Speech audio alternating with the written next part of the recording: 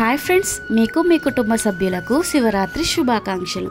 నేనైతే ఈరోజు శివాలయం మా ఊరికి కొంచెం దగ్గరలో ఉన్న శివాలయానికి వెళ్ళాను. మా ఊర్లో అయితే ఒక శివాలయం ఉంది, కోటప్ప స్వామి గుడి అని చెప్పి.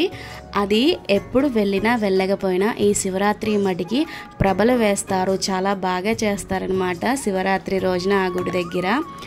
నేను అయితే ఆ గుడికి వెళ్ళాను.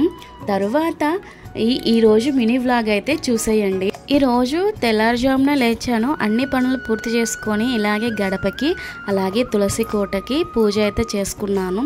ఏదైనా ఫెస్టివల్ వస్తుంది, పండగ వస్తుంది అంటే ఆడవాళ్ళకి ఇంకా కొంచెం పని ఎక్కువే అవుతుంది కదా.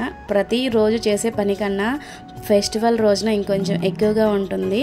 తరువాత ఈరోజు నేను తులసమ్మకి పసుపు కుంకుమ బొట్లు అయితే పెట్టి తర్వాత రథం అయితే వేశాను. ఈరోజు ప్రభలు వేస్తారు కదా, శివరాత్రికి నైట్ టైం ప్రభలు వేస్తారు. మేమైతే డే టైంలో వెళ్ళాము గుడికి. ప్రభలు నైట్ టైం వస్తాయి అన్నమాట, మా ఇంటి మీదుగానే వెళ్తాయి. కొన్ని అయితే నీకు షార్ట్ వీడియోలో అయితే చూపిస్తానికి ట్రై చేస్తాను.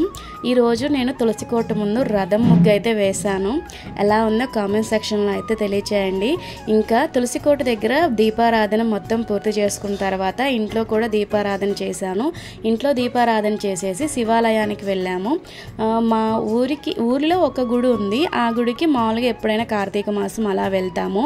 ఇంకా ఊరి బయట ఇంకొక శివాలయం ఉంది, అక్కడైతే కార్తీక మాసమైనా వెళ్తాము. అలాగే ఈ శివరాత్రికి మటుకి ప్రత్యేకించి ఆ గుడికి అయితే వెళ్తాము.